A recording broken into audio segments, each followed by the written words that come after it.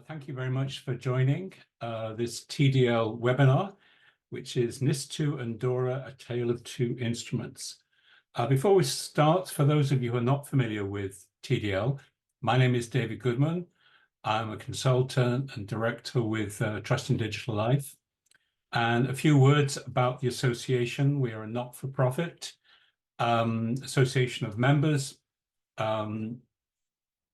We were founded in 2009 as a consortium of major European industrial corporates, but registered in Belgium since 2013 as an association with 40 members representing industry, research institutes, universities, government agencies, and SMEs. This PowerPoint is determined to jump slides. So we cover a wide range. We have a wide range of interests across our membership, from security, primarily around security, as well as data governance, digital identities and wallets, as well as emerging technologies, including AI, metaverses, and post-quantum. And we have an upcoming webinar on post-quantum cryptography sometime in the second half of June. And we also are interested, we have a lot of universities, and so there's obviously an interest in digital skills training programs, and questions around European sovereignty, which ties in with education as well. Our mission is to create trust in digital technologies, which is, nobody can argue with that. It's a fine mission. And we cover three different areas: policy, research, and networking events. Policy, we do roundtable discussions. We hope to have one coming up in July. We look to collaborate and through webinars, working groups, and different European projects. And we have at least once a year a conference. We have a conference this year, which will be hosted in Brussels in November, the middle of November, the 14th and 15th. So there'll be more information of that upcoming through the mailing list and also on our website. So today's webinar, DORA and NIS2 are two legislative instruments from Europe, different but similar. DORA is the Digital Operational Resilience Act. I'm glad I don't have to say that very often.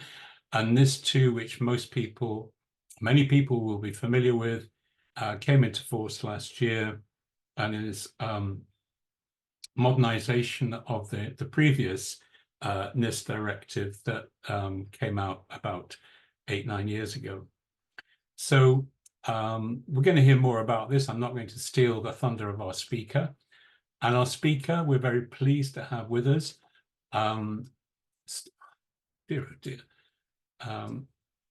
Determined to go the wrong way.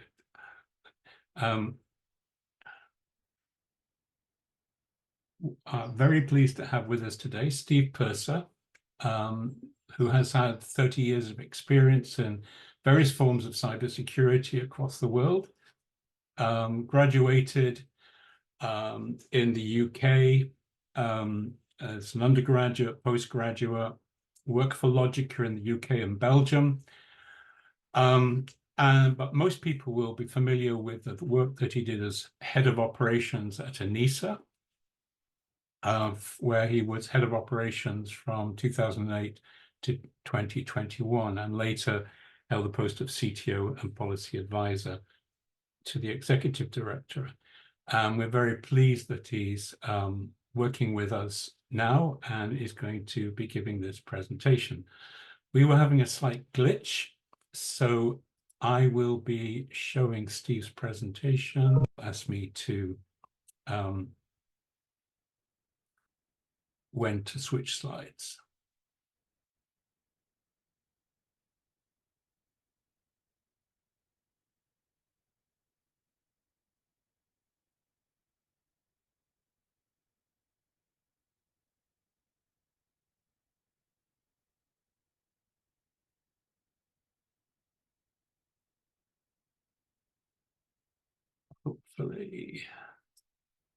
Hopefully you can see Steve's introduction to NIS2 and DORA. Is that clear to everyone? Steve, can you see it?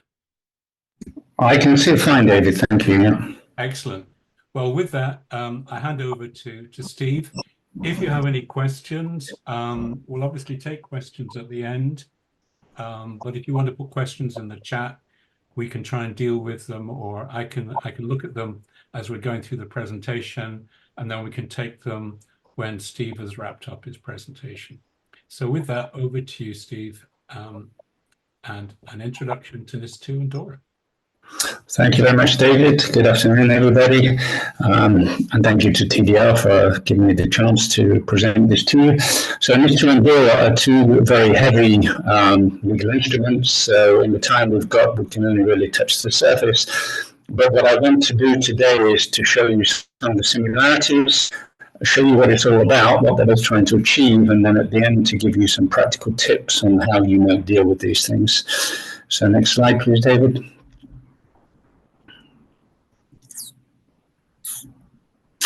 So I'm going to go through, in fact, I'm going to give you a bit of background first because it'll really help you understand what's going on at a more general level and to interpret these two things. So I'm going to talk about some trends in EU cybersecurity policy, directives and regulations, the background to the two.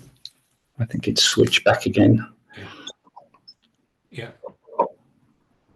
Some similarities, and then I'm going to go just over a couple of things in NIS2 and DORA, and then I'm going to give you some implementation tips. So, and then the specifics, I mean, I could go over a lot of stuff, but really I chose the things which I think are really new in these instruments and where you need to be particularly vigilant. So let's go into it. Next slide, please, David. Okay, so some trends.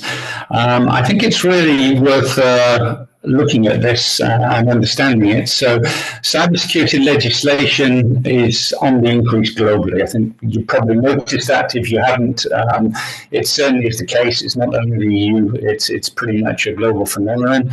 But within the EU, we have several examples. We have the NIS Directive, we have NIS2, we have the Cybersecurity Act, which established, if you like, NIS 2.0, DORA, and an interesting thing called the CRA, which is the Cyber Resilience Act. And there's also now a regulation on artificial intelligence. We've also got the GDPR, of course, and in the States, we've had in the last few years 2 executive orders. So I think this is here to stay. It's not going to change. And so we're going to see a new challenge to global companies that will need to be compliant with several different legal regimes. And I think this will start to occupy some time. So again, I will try and give some pointers on how to make this as smooth as possible. Equally, the private sector, I think, will play an increasingly important role in advising governments on the consequences of such legislation. Do bear in mind that a lot of the stuff we're looking at the moment in pure cybersecurity is critical infrastructure, and that infrastructure is over 90% owned, managed, and run by private companies. So private companies are really the key to everything, actually.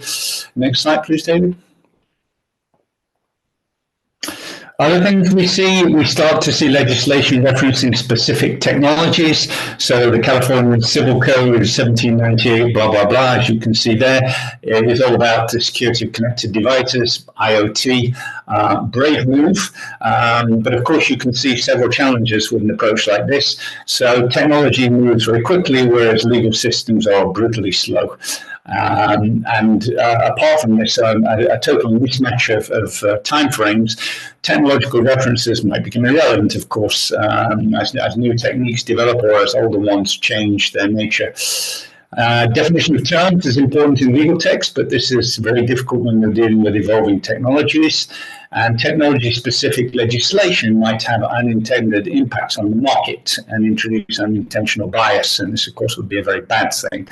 So, generally speaking, the EU in the past has really favoured soft law over hard legislation. But as I say, there is a change in this strategy, and we will see more legislation. I'm convinced of it.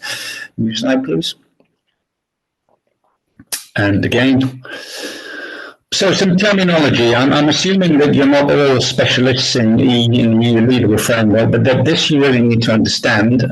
So in this presentation, we're going to discuss two types of legislative instrument. So a regulation is a piece of legislation that applies to all member states in the same form the day it comes into force. So everyone gets the same thing and it happens immediately. And DORA is an example of regulation. A directive, on the other hand, is a piece of legislation that has to be, we call it transposed into national law. So in other words, it has to be retrofitted into the legal framework before it comes into force. And the text therefore differs slightly between member states, although the goals, objectives, and what you're trying to achieve remains the same. NIS2 is a directive. So they are different sort of things. Generally speaking, regulations are more powerful than directives. Also, DORA is what is known as lex specialis. I hardly ever use Latin, I have to use it here, which means it's a sort of NIS for the financial sector, and it was developed specifically for the financial sector, so it's special law, if you like. We'll come into that later. New slide, please. And again. Okay, so I want to take you back very briefly to 2009 when this very interesting paper came out. You probably never heard of it. If you have, great. If you haven't, you might like to look it up because nearly everything in modern day EU cybersecurity stems from this paper. It was really tremendously influential. You may guess from the date why it came out. If you don't, it's because in 2007, Estonia suffered a massive cyber attack, which pretty much knocked the country off its feet. And this was, so Estonia, of course, started recovering straight away with the national cybersecurity policy, etc. And this is the EU response, which actually got formalized 2 years later. And this is why Estonia is so good at cybersecurity and punches well above its weight in EU cybersecurity, I would say. So it was called Protecting Europe from Large-Scale Cyber Attacks and Disruptions, and the origins of all the instruments we see in the current day instruments, so NIS2, NIS Directive, etc., can really be found in this paper. Now, the last bit I'm going to ignore. We can go to the next slide, please, David. So it looks a bit like this. In the beginning, there was a group called the EFMS, which was the European Forum for Member States, which at one point sort of got turned into a thing called the NIS platform. And now it's the cooperation group, which is the most powerful group underpinning the NIS directive and the NIS2 directive. So this is a forum where member states get together to discuss problems. I think it will remain the major group for member states discussing critical infrastructure for the next few years. The other big thing that came out of this paper was the CEST cooperation. So back in 2008, there were only a handful of national CESTs. Now there's one for every member state, and these are linked together in a thing called the CEST network, which again was tremendously important under the NIS directive and will continue to be important under NIS2. And we have new things in NIS2. So we have a thing called Cyclone, for instance, which is responsible for incident coordination, etc. And the first European public-private partnership in cybersecurity sort of disappeared. But later on, we saw EXO, if any of you know EXO, and you might think of this as a sort of follow-on in certain ways. So this is where we've come from. And again, if you want to know more, it's useful to dive into this stuff because you really see how things developed and where these directives are and regulations are going. Next slide, please. So NIS directive, I'm going to stop with history in a minute. First piece of EU cybersecurity legislation announced in the 2013 EU cybersecurity strategy. And its scope was to achieve a high common level of security of network and information systems within the Union. Now, that can mean anything. And this was one of the first comments I made when I saw it. It's really very vague, but I think it was deliberately left open to interpretation. I mean, the goal was quite clear. It really wants to raise the bar in anything that's to do with what was then called network and information security. It mainly deals actually with critical information infrastructure. What is critical information infrastructure? It's all the stuff related to cyber, which is being used to keep countries running on a regular basis. So think electricity grids, hospitals, banking systems. if it's necessary to keep the country running, it's critical infrastructure. Although we'll see that that has to some extent been redefined between this directive and the NIS2 directive. So what did it search for? It searched for improved cybersecurity capabilities at the national level, increased EU-level cooperation. I think this was the big goal, to be quite honest. It really wanted to establish an EU way of dealing with this problem. Obligations for operators of essential services. These are the big guys. These are the people that really deliver the most important services. Again, think of things like electricity grids, banks, etc. But it also defined digital service providers, which are sort of cloud platforms, sometimes chat grids, online markets, etc. And you can appreciate this through what happened in the Fukushima incident, where classical communications grids fell down and people fell backwards onto these cloud-enabled or internet-enabled communication floor in order to remain up to date. The idea was the essential services really got a strict regime that they had to deal with. The DSPs got a light touch, as it were. Penalties were not really defined as such, but they were asked to be effective, proportionate, and dissuasive. Okay, David, please. So we have this sort of situation. This is not an official slide, by the way. This is my take on it, my personal view. But I think you can look upon EU cybersecurity policy in three streams. The first is what we're discussing today, which is everything to do with critical information infrastructure protection. And I've given you the major steps there. I put NIS2 and DORA more or less together because they appeared more or less at the same time. And since then, I may say a word about the Cyber Solidarity Act, which has just come out. Of course, parallel to this, and actually developed in a completely separate DG within the Commission, is the GDPR, the General Data Protection Regulation. And then you have more targeted legislation, which it tends to be a bit click-clock, a bit opportunist, perhaps, to be brutally frank, but I think it's been quite successful and has picked its subjects quite well. So EIDAS is about electronic ID. Cybersecurity Act is not only NIS 2.0, but establishes EU cybersecurity certification. The Cyber Resilience Act is all about securing products in the future. And we all know that the AI Act is to do with artificial intelligence, of course. Next slide, please. So now we'll discuss some similarities. So first of all, timelines and penalties. So timelines. The timeline is very aggressive for both of these instruments. So I say straight away, if you're not planning for them and if you're affected, please do so immediately. You really haven't got very long, and considering the scope of these things, you really need to be on the ball very quickly. So for NIS2, which remember is a directive, transposition period ends on the 17th of October this year. And for DORA, it becomes applicable as of 17th of January next year. In terms of NIS2, the fines are quite high. We have in NIS2, as I'll explain in a minute, two kinds of entities: essential, which are the critical ones, and important, which are sort of critical but a bit less so. Well, we're talking about close to 2% global turnover and fines up to 10 million, depending on what kind of entity you are. So these are quite big. With DORA, it's a bit hidden in the text. There is a mention of 1% of global turnover, but essentially, if you look at the articles that are dealing with penalties, it gives member states a free hand in deciding really how they want to go about penalties. Member states can incidentally also choose to define criminal penalties, and when we discuss boards, we will see that it is possible to essentially remove someone from their function. So this now becomes quite serious, I think. Moving on then, please. So this is the boards thing, and if I want to take you to take away one thing, I would really take this. So it's Article 20 of NIS2 and Article 5 of DORA, and they say almost exactly the same thing. So you get these slides afterwards, I think, but what they are saying is that the board has to take a proactive role in risk management. It's all about risk management. And if you look at the EU policy for the last few years, it's really been trying to replace compliance with risk management. So if you're doing good risk management and you can show it, you should be okay.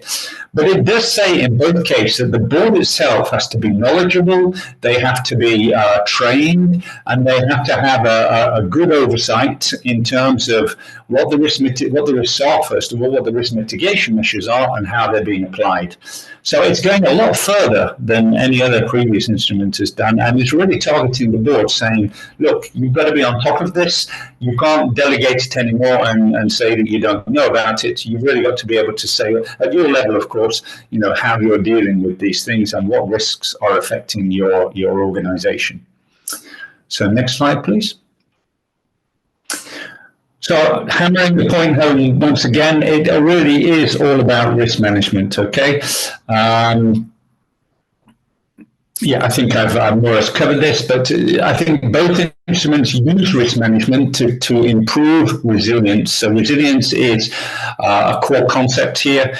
It's a sort of pseudonym for cybersecurity, but it's really making sure that you can keep going in the event of a major event. Next slide, please. There's also, they both have notions of criticality, which they deal with a bit differently. NIS2, as I've already said, distinguishes between essential and important organizations based on the type and size of the entity. DORA has an interesting thing in there. So you should look at Article 4 in DORA, which is called the proportionality principle. And basically, it says that your response should be proportionate to your risks and size. So this is not a get out of jail card, but it's about the best you'll get, I think, from any legislative instrument. It's really saying we understand that not everyone can spend an absolute fortune on cybersecurity, so it has to be reasonable. You have to be able to defend your approach and show that you're doing the right thing. Move on. Okay, so specifics of NI2. Okay, so the first thing to note is that with respect to the original NIS directive, the scope is significantly enlarged. I think there were 7 new sectors, I can't remember, but it really covers just about everything now which could be considered as critical infrastructure. It has postal services in there. It has, I think, spaces in there now. It has a lot of things that were not in the first directive. It's a 2-layer approach focusing on big and key entities. There's a differentiation, if you like, of supervisory regime that allows only ex post supervision, that is reactive after the event, for those considered important but not essential. For essential, that's definitely not the case. It will be a proactive approach. Next slide, please. So, what does it aim to do? So, NIS2 is concerned, if you like, with 4 global issues. The first one is member state obligations. So, if you're not working for a member state, if you're not in the public sector, this might be a little less interesting to you. But there are a lot of obligations on member states to make sure that they are communicating well, that they are in touch with each other, that they're putting in place something which is pan-European and not a fragmented collection of things. Incidentally, one of the biggest criticisms of the NIS directive was exactly that it did a lot of good, but different member states interpreted it in different ways, and it was very fragmented in terms of what was happening over Europe. So NIS2 is really trying to change this. I think the big ones for commercial organizations are the second two. So this cybersecurity risk management measures and reporting obligations, this is really very serious. This is something that you need to go over with a fine-tooth comb. I already mentioned the impact on boards. Of course, it cascades down into responsibilities on operational and technical staff, and rules and obligations on information sharing. So information sharing also is not as easy as it sounds. Of course, I remember many years ago, I was already saying that it's actually very hard to do correctly. So the trick is, of course, to share the right information at the right time with the right person for a specific role. And that's what's being aimed at here. So it's not just sharing a ton of information. That's far too easy. And yeah, it's almost data pollution. It gets you nowhere. You've really got to have good reasons for sharing information and make sure that it's productive in getting you somewhere. And then finally, we have some member state obligations on supervision and reporting. Next slide, please. So I chose this because I think this is really a very interesting new part of the directive, and it's definitely a big thing. So this is going to be one of the things of the future. It's already developing fast, and so you should really have your eye on this. And there's a sort of counterpart in DORA. So what are the supply chain requirements of the NIS2 directive? Well, the key provisions are in 21.2d and 22.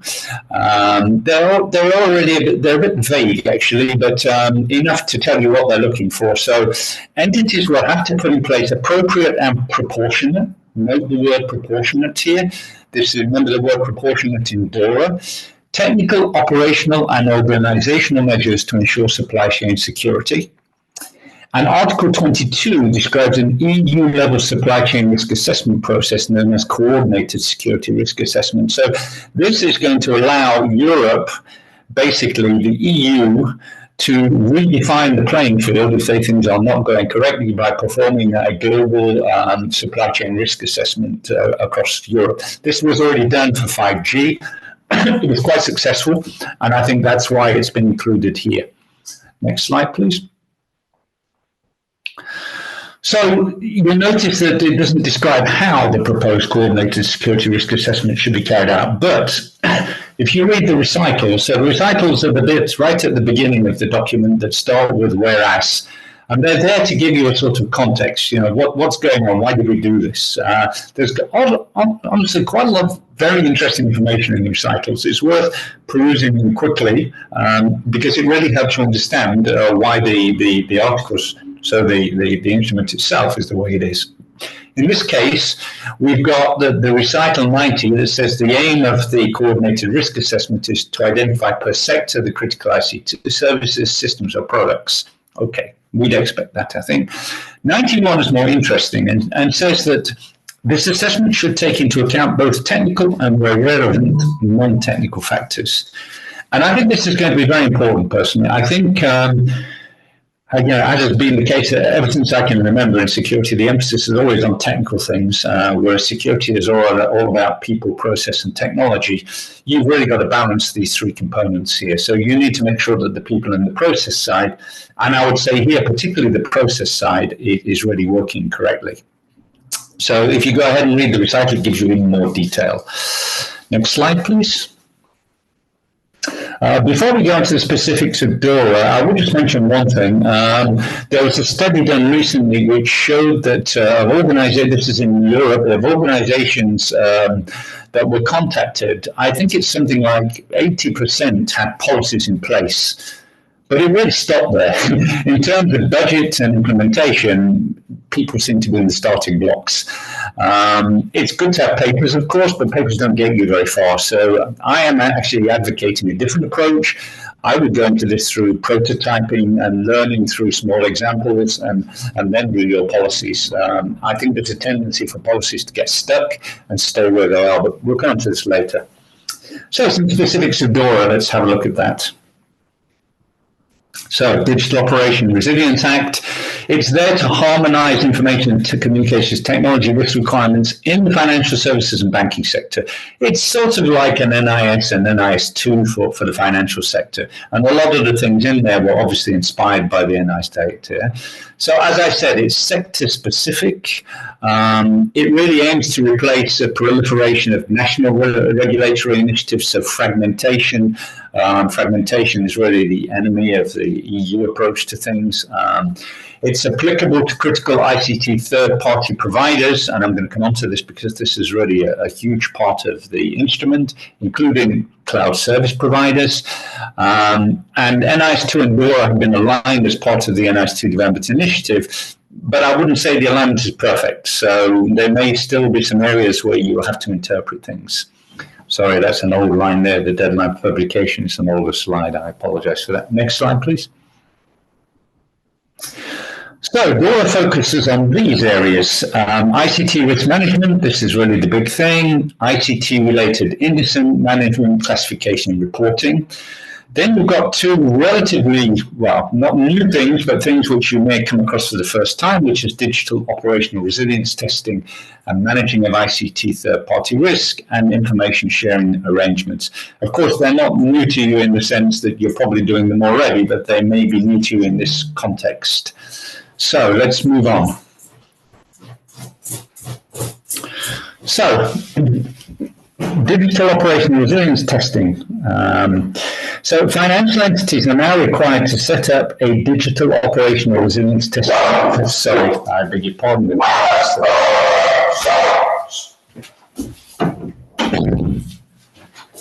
Excuse me for that. So financial entities are required to set up a digital operation within this testing program. So it's step in terms of formalization, and it's quite demanding. This does not apply to micro entities. It must be based on threat-led penetration testing. If you don't know what it is, you might like to consult the Cyber EU framework documentation. Is online, it's free, you can have a look at it. It's very well written, actually. So I think the big step here is that you are now going to have to show this is being done and show that it's being done sensibly and that it has a sensible result. It also incidentally includes requirements on the testers. Next slide, please. And this is the other bit. I think this is really to me, the most demanding part of the regulation. Of course, there's nothing new in wanting to control within the financial sector third-party risk, but here it's written down in black and white, and it's very demanding. So I sort of see this as a similar concept to supply chain in NIS2, because third party is a sort of supply chain to you, right? So you can see again that the two instruments are moving in a very similar way. So the point is that ICT third-party risks, so suppliers, people giving you services or equipment or whatever, need to be managed as an integral component of ICT risk. It does identify minimum contractual provisions, so you will have to take care of this, and it identifies elements of an oversight framework. So EU supervisory authorities designate critical ICT third-party service providers, they appoint a lead overseer, and it defines powers, tasks, and cooperation methods of lead overseers. So this is really something, if you're in the financial world, you will need to look at in quite some detail. As I say, it's quite demanding. A lot of it you will already be doing already, but some of it is specific to the regulation, so you can't be doing it already, or it will be a coincidence if you are. Next slide, please. Okay, so I just now want to switch focus and give you how I would go about this. Now, I'm no one special. I do have a lot of experience, however, and I've been in the business over 30 years. 15 of that was as a CISO in the private sector, and 15 years was in the public sector. So this may sound rather obvious to you, but my experiences, including my own experience when I was doing things, this doesn't always get done. So let's have a look. Next slide, please. Right, the first thing I've said it several times, make sure you adopt a risk management approach as opposed to a compliance approach. It's not about ticking the boxes. That will not get you through at the end of the day, and it will probably be inefficient financially as well. So, of course, NIS2 and DORA both concentrate on fundamentals, and you are already doing a lot of this stuff already, almost certainly. If you're not, please come see me. I'm sure you are. I mean, this is standard bread and butter for cybersecurity, so don't reinvent the wheel. The first thing you should do is to look for synergies and make sure that you don't do everything all over again. I would really recommend you simple techniques. When I did this exercise with a different instrument for ENISA, I used a simple table-driven method. So for every article, I put what the risk was, mitigation strategies, what the residual risk, etc. And I really followed it with a very simple table, article by article. This really helps because your documentation is not necessarily structured like that. It's not as much work as it seems, and it will pay big dividends, I think. Remember the people, process, technology rule. Everyone seems to be looking for technological solutions, tools, etc. That's all well and good. Personally, I think that the weaknesses are more likely to be in the people and the process side. And I'll come on to some of this in the next slide or so. So you really need to sensibly balance all three of these components. I highly suggest you assign a single responsible coordinator for the implementation and, of course, ensure there's a plan. It's great to have several people responsible, but at the end of the day, it's good for the board to be able to go to one person and to get the overall correct point of view. Next slide, please. I would also suggest you look at governance first, because there's a lot of people here to be educated, and there are a lot of people that need to be traveling on this train, as it were. So we've seen the point about board level. So boards are changing their roles. They need to be, really, they need to have a more detailed, but not that detailed view on things. And that's going to take some effort. They're not used to it, so you're going to have to bring them up to speed and keep them up to speed. And you're going to need their commitment, of course, as soon as possible. Remember that all key positions should have named backups. How many times have I seen that this is not the case? If someone, unfortunately, has an accident or is not there at the time you need them, you need to know who the backup is. Very simple, doesn't always happen. You need to plan awareness-raising activities to accompany the implementation project. Why? Because it affects a lot of people, and everyone needs to be kept on board as you develop, the solutions that you're going to put in place. I highly recommend that you work, if it's not already the case, on a strong dialogue between technical and non-technical staff. In particular, I think the legal people and the CISO people, and to some extent the IT people. Think of GDPR, where the legal aspect is at least as strong as the technical aspect, and you really need to be working together hand in hand if you're not going to get caught out in the future. So make sure that the left hand knows what the right hand is doing. Next slide, please. Here's a good one.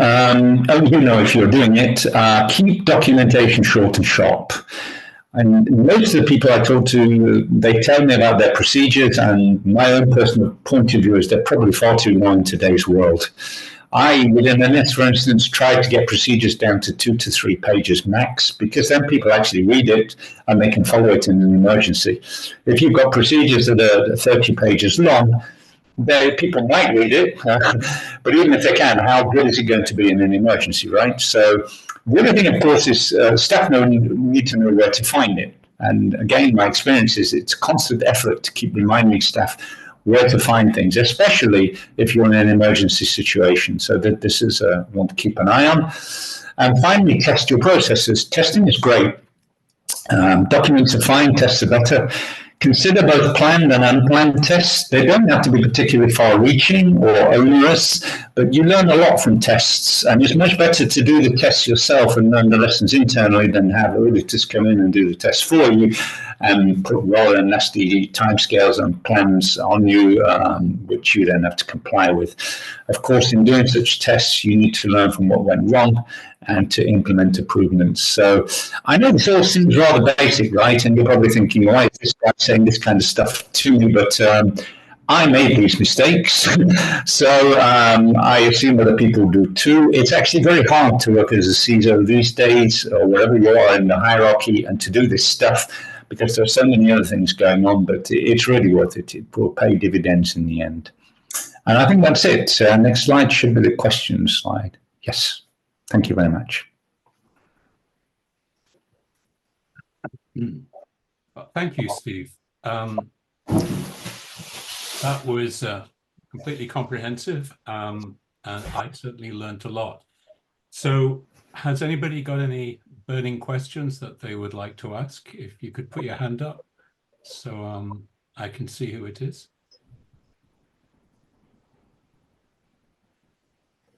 No questions. Well, one of the questions for me, going back to your implementation tips, a lot of the advice there, and also what you were saying about risk management versus compliance, it makes me think of the pain that a lot of organizations, companies go through, small and large, with ISO 27001 compliance. And a lot of the recommendations there are the kind of things that you would expect a company going through that to undertake. Is there any alignment, any possibility of aligning the activities associated with NIS2 and DORA with something like an ISO, I know they've just gone through 22, the ISO 27001, but a future, some integration with that to make the whole thing more joined up. Yeah, look, I'm really glad you brought that up, actually. I'm not a great fan of certification, but don't get me wrong, I think ISO 27000, the NIS framework, COBIT, all these kind of things are very good. The problem is that people tend to concentrate too much on the formality, and so it's almost like a compliance approach at the end, unfortunately. And it may take your eye off the ball. If you do it well, it's a good thing to be doing. So I'm not knocking these things at all. I'm just saying be careful. The goal is not to get a certification; it's to manage risk. And my view at the moment is there's far too much emphasis on certifications at all levels. But that having been said, there is a good alignment, of course, because ISO 27000 and the other things I mentioned, they are good practice and they do list the things you need to be doing. But all these things suffer from the rubbish in, rubbish out syndrome. So if you don't have good people doing the analysis, and if you don't, make sure that the right people in the organization are involved, it really is rubbish in, rubbish out. It looks good on paper, but then your risk analysis doesn't come out right, your priorities aren't right, etc. And this is unfortunately, not a good thing to do. So you need to be careful with them. But if you are careful with them, they're very good. Okay, thank you. So we have a couple of questions. First, Arno, and then Stefan. Arno, would you like to unmute and ask your question?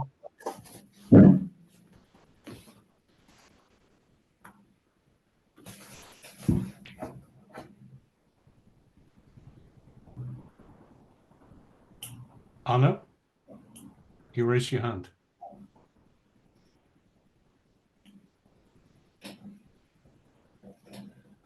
We can't hear you. So while you sort out the microphone or whatever, Stefan, do you want to ask the question? Yes, thank you. The question I have is, when you say that DORA is the lex specialis of NIS2 for the financial institutes, why are then banks still covered with the NIS2 scope? So does it mean that a bank also need to consider the requirements from NIS2, or can they skip it at all because they are covered by DORA? Yeah, it's a good question. I was a bit loose with my language. I apologize for that. I said it's lex specialis. I didn't say it was lex specialis for NIS2, I hope. But I was drawing a parallel because I think the two things are trying to achieve the same thing.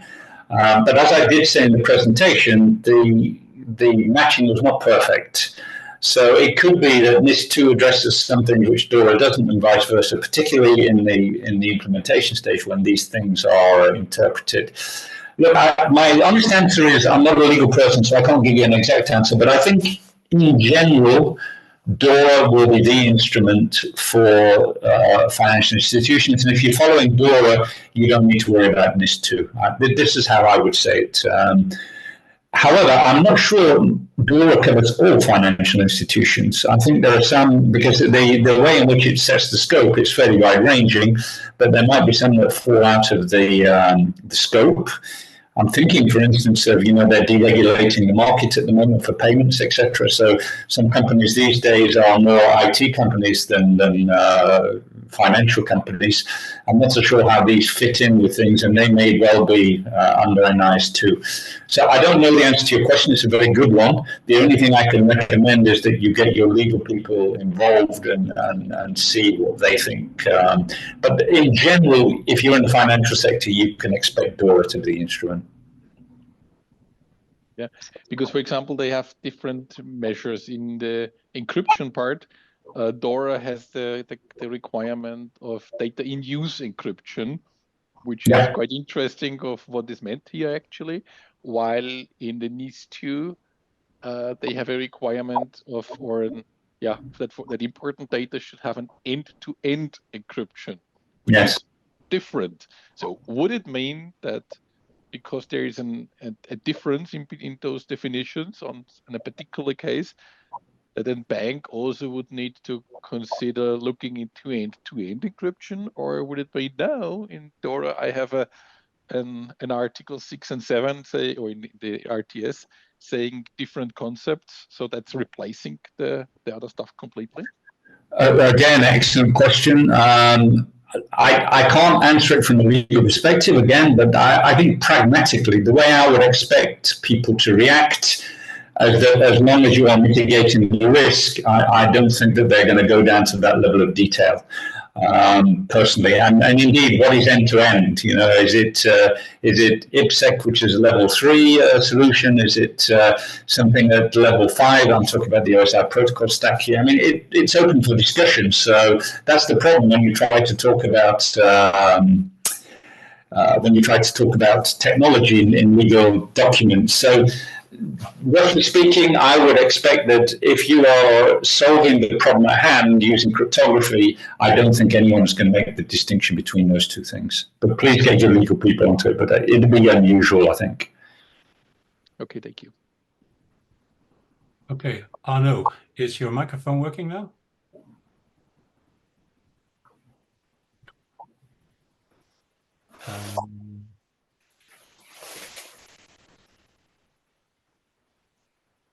We don't hear you, no. Arno is trying to say something. His microphone got disabled. Type it in the chat or something? Yeah. Do you want to put it in the chat?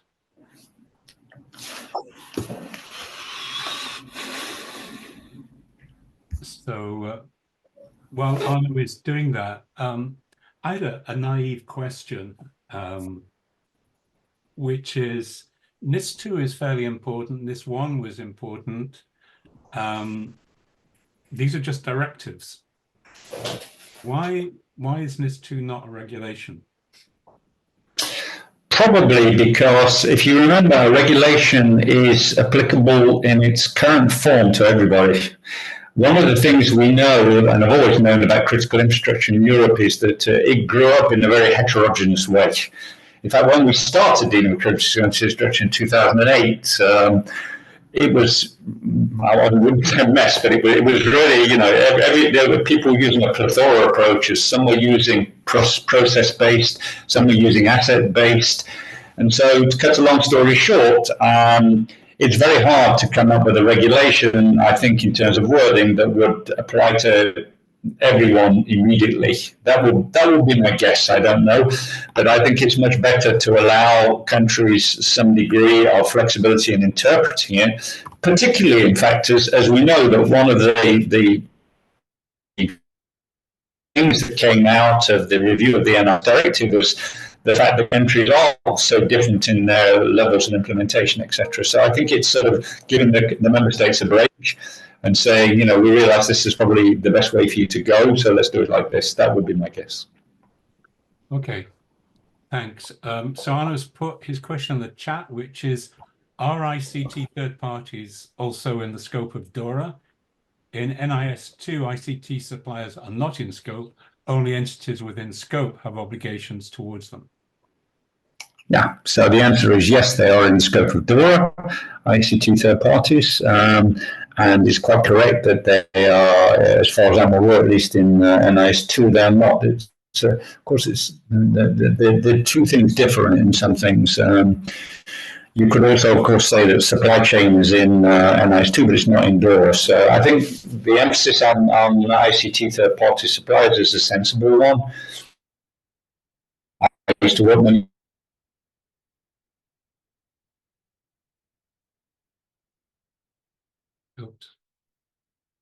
in Luxembourg, where they had the officially, you know, the financial environment. Makes a lot of sense to put the NIS. Yes, my understanding at least.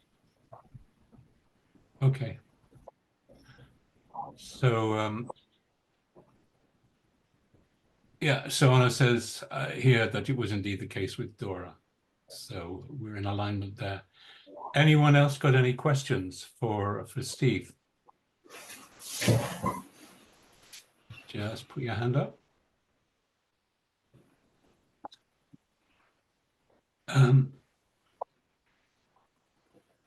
Alexandra. ask your question. Hi, can you hear me? Yep, we can hear you. Okay, so thanks for the presentation. First of all, it was very interesting. I am not very familiar with DORA, but I wanted to ask whether the two pieces of legislation in tandem foresee like the cooperation between sectorial CSIRTs and like national or other types of CSIRTs. Thanks. Yeah, that's a really good observation. That's something I'm pushing well when I was in NIS2 for a long while. Not explicitly, as far as I remember, but implicitly, absolutely. I mean, you have this great CISA network, which is national mental certs. Even that sort of classification is falling a bit apart. But let's say that these are public sector entities, and I think the division of good cooperation with the private sector certs, I think no one would say that this isn't a great thing. It's quite difficult to achieve though, and we've had various models in the past, like take information sharing, for instance. So, some countries have had obligatory information sharing, others have had voluntary. I personally prefer the voluntary model, but then you come across the problem with this kind of collaboration is, it seems, from what I've heard at least, that the public sector doesn't always seem to give back as much as it has got from the private sector. Well, this is a criticism I hear quite often, perhaps for good reasons, national security and that sort of thing. I think it's an implicit goal that people are working towards, but I don't think it's explicit. Okay, thank you. Does that answer your question, Alexandra? Yes, thanks. Good. Do we anyone else with questions for Steve?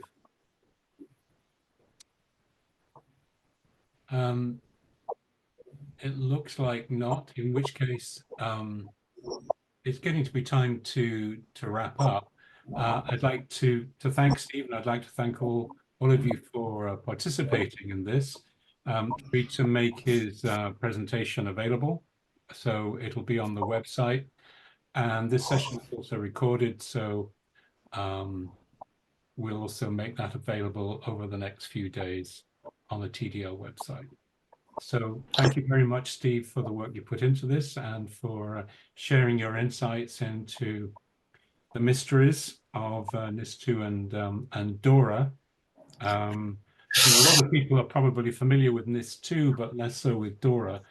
And it's intriguing to see the overlaps and the similarities and dissimilarities between the approaches. Yeah, just one last thing, David. By all means, distribute the slides. As I said, I actually put my email address on the front slide, so as long as it's reasonable, I can be contacted for questions after the event. Please don't bombard me, but I think if anyone has any further questions, more than happy to sort of help them out. Okay, that's very kind. Thank you. All right, well, that leaves me just to wish you all a good afternoon and a good evening, depending on where you are, and hope to see you again at another TDL website. TDL webinar.